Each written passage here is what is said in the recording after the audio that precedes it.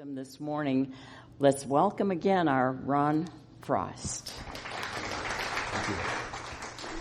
Thank you. Wow, I think I come here for the introduction. Thank you, Reverend Karen. That was wonderful. And it is sometimes, as I said before, sometimes just receiving the love and receiving, things that we sometimes we hold ourselves back. And one of the topics for today is, this is the month of freedom. How many people had a great July 4th? And so as we celebrate what we would call our Day of Independence, our Day of Freedom, sometimes we don't always recognize that freedom in ourselves. Sometimes we hold that back. And I chose today's topic to be the path to freedom. What would be the path to freedom? Anybody? Well, as I started to contemplate the path to freedom, perhaps there is no path to freedom. Perhaps freedom is already within. True? So we're done. All right, we can go home now. We figured it out. Game over. And even as I read the prophet, which was written by Khalil Gibran, and it's got a chapter on freedom, although the chapters are not very big in the book. But one of the things that the author says is those that seek freedom will never find it. And quite often that's like, if we're seeking something, it means we don't believe we have it. And yet in a world that we're in today, we may be somehow stuck, not feeling that we're giving our gift, feeling that we're not free from worry or concern or things that may be haunting us from our past, things that maybe we should forgive or people we should forgive. So our hearts are not fully free. But yet sometimes we don't even know how to begin to forgive. And as I have traveled through different countries, some of the countries that I've been to, even though we're called the land of the freedom, some of the countries that I've been to, people have little to nothing. But you see life in their eyes. You see openness, laughter, smiles. And I've been through the biggest cities right here in this country, of the land of the freedom, and sometimes there's no connection. Have you ever seen that? And if you've traveled before, you probably have gotten the sense, yet we're the land of the free. So, maybe I didn't choose the right title for this topic, the pathway to freedom. The freedom is already within.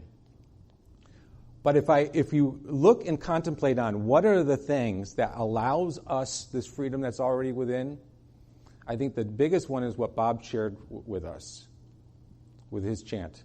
It is the understanding, spirit. It is understanding that I am divine, that we are divine, that the very thing that creates the heaven and earth, that is us. That in itself creates freedom. If God is free, I am free. All the qualities of the divine, I embody those qualities too. That's number one. Number two would be understanding, and this is really essential in freedom, is understanding basically what we teach here, the law of cause and effect. Knowing how to use it. It's when we know how to play the game, we know the rules of the game, it's like things turn on for us. We actually have the magic wand, per se, and that's freedom. It's like when you don't have, it's like when you're in the opposite, and you have the game of Monopoly, and somehow you have the directions for Yahtzee. You're kind of stuck. But when you know the game, and you know how to play it, that's freedom. And the last is, we have freedom of choice in everything that we do. And it may not always seem that way, but the biggest one is freedom of our thoughts and how we can use those thoughts. The situation in the past may be true, but how we think about it is our choice. So for me, I actually had probably one of the most stuck moments in my life when I just didn't feel that I was free. And everything was going backwards and wrong. Have anybody ever had one of those times where it's just like, oh, okay, I think I'm doing everything right, but everything just seems to be going backwards? I wasn't practicing the law of attraction. I think what was happening was I was practicing the law of subtraction. It's like everything that I had, owned, and did was like suddenly disappearing in my life. My business had gone bankrupt. I had lost a lot of my possessions.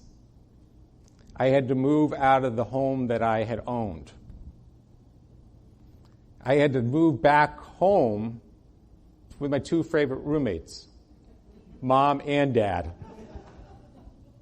And at 33 years old, you're like, I'm supposed to be a success by now. What's happening? What's wrong? Why me? Have you ever been in that situation? And so that's certainly not freedom thinking. That's stuck thinking. And as I dwelled on that, I did have one beneficial thing that happened to me. Was I had a good friend whose name is John. He owned a thriving business where my business had basically died. He actually gave me employment. So here I am living back home with Mom and Dad, and I actually had a job. But I had a mountain of debt, and I had to work a job to pay it off. Now, this was a job that I wasn't necessarily feeling free at. I wasn't using my skill set. I wasn't using what I felt like I was meant to be on this planet for. It was, to me, just a job, and I probably didn't appreciate it, even though my good friend gave this opportunity to me. And I didn't necessarily... the only thing I really had in that time in my life was to travel. I wanted to travel because I loved cultures. I loved people. I loved the world, and I wanted to see the world. And I felt trapped because I only had 2 weeks of vacation.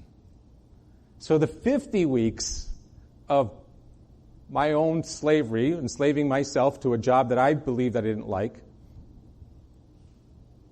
and I wasn't the positive Ron that you see right now, but I was the grumpy Ron, like, I have to work 50 so I can have 2 weeks so I can go somewhere. Of course, my mom and dad was like, was going somewhere, or 30-year-old's leaving. My dad would be back in 2 weeks. So that was my life where I was at that moment. Just kind of that pain of just feeling my whole life caved in. Nothing was working. I just got a regular job. I was a business owner before. Mountain of debt. All I really want to do is travel. How do I do this? And so with these primary things that talk about the understanding the divinity that we have, I didn't understand that at that moment. Knowing the law of cause and effect, I didn't understand that at that moment. And the ability to choose my thoughts, I wasn't doing that. But I did have a breakthrough. I had a friend recommend a book, and the title of the book was called Man's Search for Meaning. Has anybody ever read that book? Familiar with that book? The author of that book is Dr. Viktor Frankl. When I read that book, what it said to me basically was my situation was nothing compared to what this person went through. He was a doctor of psychiatry and a neurologist, and he had opened his practice, his business, just like I had opened my business, in the mid-1930s. But along came World War II, and he was a Jew in Germany. And his family, his brother, his mother, his father, himself, his sister, all were put in concentration camps. Talk about having freedom taken away. So some of the things that we know about our histories, we're lucky to be who we are because of some of the things that have gone on in our history. And this was a time period where this individual lost all of his freedom. Not only that, his wife had perished. He lost his mom, he lost his dad. They all died in concentration camps. He lost his brother. Imagine that. The trauma, the suffering. He was starved to the point of just about death. He was frostbitten because he wasn't given much clothes. And, of course, there was the cruelty from the SS officers. One thing he discovered, and this is what empowered him, and if you ever have a chance to read this book, it will empower you. Dr. Viktor Frankl today is known for the person that kind of created what's called logotherapy. And it is basically everybody has meaning, everybody has purpose. And when we connect to that, most of our problems go away.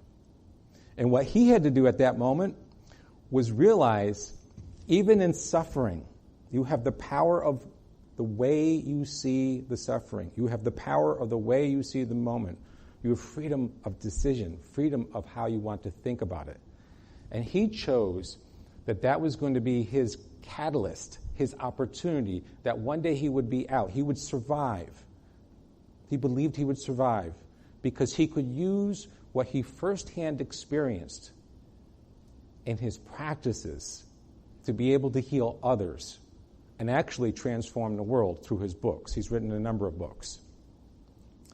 The ability to see in the deepest, darkest times of suffering that there is a gift that you have within inside of you that is ignited to be able to then serve the world with that. Now, interestingly, I would read other material later on. I don't know if anybody's familiar with Dolores Cannon and any of her works. Dolores Cannon, and she's got like 17 books. There's The Convoluted Universe is a good one, 3 Waves of Volunteers. But basically, her material is very, very metaphysical. So I connect, and I'm sure all of us connect, with anything that reinforces something that we already believe. But it comes from a whole different experience. Dolores Cannon is a hypnotherapist. And her hypnotherapy, she had been practicing it for 40 years, and all these books come from 40 years of practicing. In her hypnotherapy, all she was doing was trying to make a little extra money by helping people get rid of habits like stop smoking, lose weight, break free from worry or anxiety. However, she did the hypnotherapy a little differently, and what she discovered was this space called the gap. It's that space where we're in what's called a theta brain waves, and it's between waking and sleeping. It's that little tiny gap. And her patients, when they would go there, what came through was a more powerful presence, a presence that saw the truth of the individual. What she called the higher self, the subconscious. It's been given a lot of names, but basically, in that moment, she would help the person realize what their biggest mission and purpose in life was. And ironically, over 40 years of this work, what she found was most of the people that came to her, the very thing that they came to her with, the very problem that they had to solve, was the key to unlock their meaning and purpose and how they would serve the world. Whether it was trauma, whether it was disease, whether it was any ailment that they had, and many of them received very quick healing because of that. And quite often, their higher self would say, well, this was the gift that they had chosen in this lifetime as the catalyst for the thing that they want to serve in this world. However, they have 2 choices. They can stay in the victimhood of it, or they can choose to see it and let it empower them. That's another form of freedom. We have free choice. True? So in everything that we look at, her book basically illustrated that all of us have something, whether it's our dark night of the soul, whether it's the very thing that happened in our childhood, whether it's the things we did or we didn't do, or the people we blame, or the situations that we have, whatever, even our feelings of lack or unworthiness.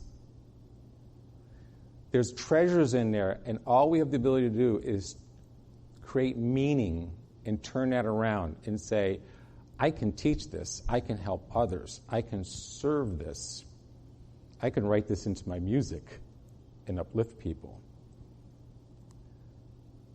That's powerful. So when I read Man's Search for Meaning and I realized where my life was, the one key thing that Dr. Viktor Frankl said, even though he was in the concentration camp, he said, if I had a way out, I'd get out now. But my only way out is my thoughts. So for me, I made a decision. In my job that I did not love, and how I was going to travel the world, I don't know. But my job that I did not love, I just knew I couldn't serve it. I was doing an injustice to the owner. I didn't want to be there. I didn't want to be inside four walls, under fluorescent lights in a cubicle, in front of a computer. I just didn't want to do that. And so I had made a decision that the very next day I was going to quit. I was going to give my 2 weeks notice and I was going to quit. And yet something strange happened. Now I'll go back to the story because sometimes I'm guilty of not finishing a story. And I think it's that the age of telepathy is starting to happen. It's not forgetfulness. It's just we think you've read our thoughts. Animals are already doing that. It's just we humans got to catch up with that. So I'll continue my story, but what I realized is as I wrote my book, Getting Unstuck, I started doing a lot of research. And sometimes we're told things and we take them on as beliefs. And quite often you'll hear people say, well, by the age 7, you're already set up in life to have this pattern of believing. Anybody hear that before? Psychologists have proven that by age 7, you're done for. You're going to be who you're going to be. Whether you take a Myers-Briggs test or a DISC test or whatever, it's going to come out like you. Sorry, Dana. We can't change it. You're going to smile like you always smile. It's a given. But what happens if we buy into that? And we do have the power to change. And this is the freedom, the freedom of being able to change our thinking. The old thought doesn't serve us, but we have the power to change the new thought. That's what new thought is. Power to change the new thought. And so when I did the research for my book, I came across this material by Dr. Richard Wiseman. He's on TED Talks. He's done a lot of research. He's the lead professor of psychology at some college. I think it's the Hertfordshire in England. Probably mispronounced it. And he's done a lot of these real live experiments. So I love it when you can look at data that somebody's collected. And what he did, he wrote this. First, it was an experiment, but then it became a book. It's called The Luck Factor, and the book is available on Amazon. And basically, what he wanted to do was disprove luck. That luck just doesn't exist. And whether he disproved luck or didn't disprove luck, what he proved was what we see is how you think is relevant to your life. So basically, he had to get a large sampling of 400 students to be part of this. And basically, they surveyed a number of questions, but it came down, do you feel lucky? Do you feel good things happen to you? Do you see the world in a positive way? Do things always tend to work in your favor? Tell me about you. And he would go through, he goes, okay, those are the ones that are lucky. And then the other ones that would be saying, no, I seem to have more problems. I seem to, things don't work out. People don't like me. And those are the ones that were in the area of non-lucky. Now, these experiments would go on for a period of time. It took 10 years to finish this project. He would do things such as they would put cameras in a cafe and they would put a $20 bill on the ground, and literally the people that were lucky would walk in, oh, $20 bill, and pick it up. The people that were unlucky walked over it as if they didn't see it. And they had all these random tests, and afterwards, he was somewhat of a skeptic, but afterwards he said, this is proving something, that the belief system, whether you want to call it luck or not, the people that believed things were working out for them tended to always have what we'd call these lucky breaks. The world was working in their favor. They took action that was distinctly in this direction, and things happened for them. Now, there were other things that weren't part of the experiment, but they also found out that some of the unlucky group, they would get sick, they would get into traffic accidents. But yet the data that was there had proven one thing. The people that think positively, is that a word? People that had that feeling of that they were lucky, good things happened to them. But here's the biggest thing about this book, is he found you can change the group that was unlucky simply by creating positive self-talk, what we would call affirmations. Simply by saying, I am lucky. I see things working out for me. Life is good. Things happen for my greatness, for my goodness. I am free to express. And he formed these affirmations and this positive self-talk, and they had to do this morning, day, and night. And this was an experiment. And then what he found was the group that did this, because he only had a select group that did this, because he divided the group, which was the unlucky group, in half. The select group that did this, actually he started having measurable results. So the proof is we can change our thoughts and we can change our reality. Basically, that's what we believe here. But it's always good, again, to have confirmation and work that's out there. When it came to my decision in my job, I had made that choice. I'm going to trust. I'm going to let go, even though I don't know what's going to come out. But I'm going to let go.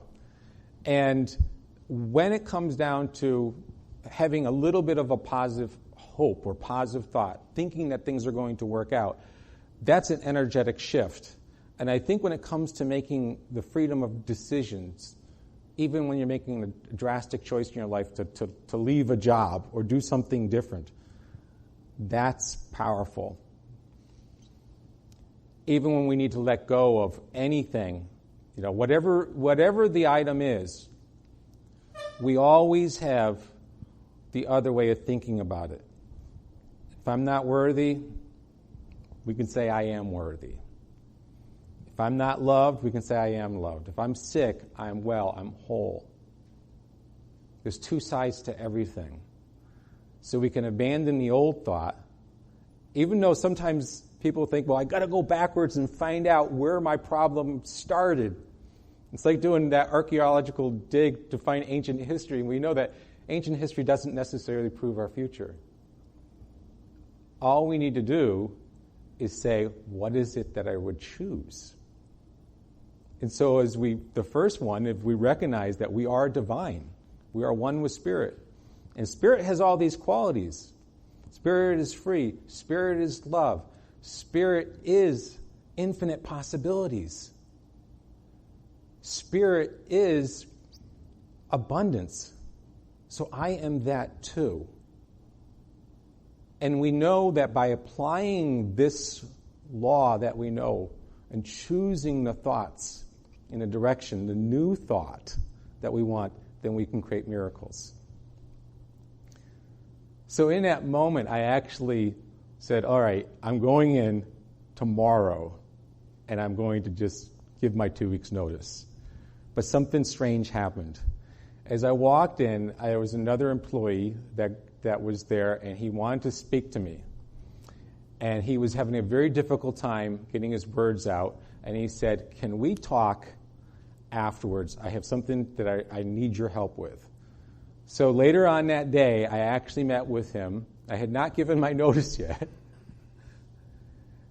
Here's the problem. His name was Jim Malone, good friend of mine, still a good friend to this day. He had shared with me that he had a phobia for getting on planes. He actually showed me the medicine, the anxiety medicine that he took. He was actually going for counseling. He could no longer travel. His wife didn't want him to travel. And so he was just happened to think, what about Ron? And so we created this plan. Let's go to the owner and let's switch jobs. The very next morning, so I didn't give my notice, I held back. The very next morning, the owner and the owner's wife actually asked me if I could go to Brazil. They were opening up new businesses in Brazil. So for me, just the light went on. I'm like, okay, now I love my job.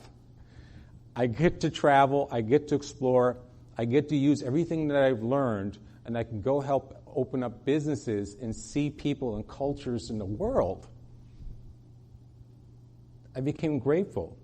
So even in the surrendering, and I think part of that is that when we surrender, when we don't necessarily know the how, and quite often that's what Spirit does, we plant the seed.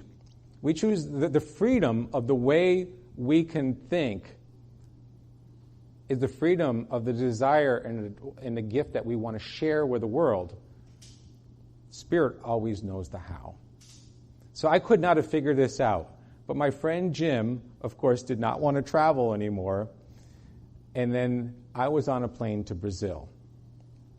After the project was finished in Brazil, the owner of my company said, we're opening up new stores in Asia. And, of course, we opened up a store in Jakarta, Indonesia. And I was there running ads, interviewing, hiring people, and in walks my wife. So perhaps it's not the path to freedom, maybe it's the path to Fani. But the truth is, when we realize these things, we realize, number one, that we are this divine essence. You know, that's sometimes I've had to remind myself of that. We don't always think that. We think small, but we are this divine essence. The very thing that creates worlds, creates everything, is within us and as our life. And we do have the power to be able to use it. We have the power to be able to use it, and that starts with being able to think in a direction. And even though we have, many of us in this room, if we're light workers and we're on this path to create healing in this planet, many of us probably had trauma situations. And I used to think forgiveness was, well, let them off the hook. They know not what they do. But I've come to realize that when I can realize and see the very gift along my journey that somehow I received was the very thing, the catalyst of why I'm here, of why I choose to write the book that I wrote, to become a practitioner of science of mind, to be able to speak and share positive messages, is because of something that happened. And if I see it that way, I now feel free. That is liberation, that is freedom, and it comes from our power of seeing the world the way we wish we wanted to see it. As simple as that. So I thank you for me sharing my story, my pathway to Fani, or freedom, and thank you. Namaste.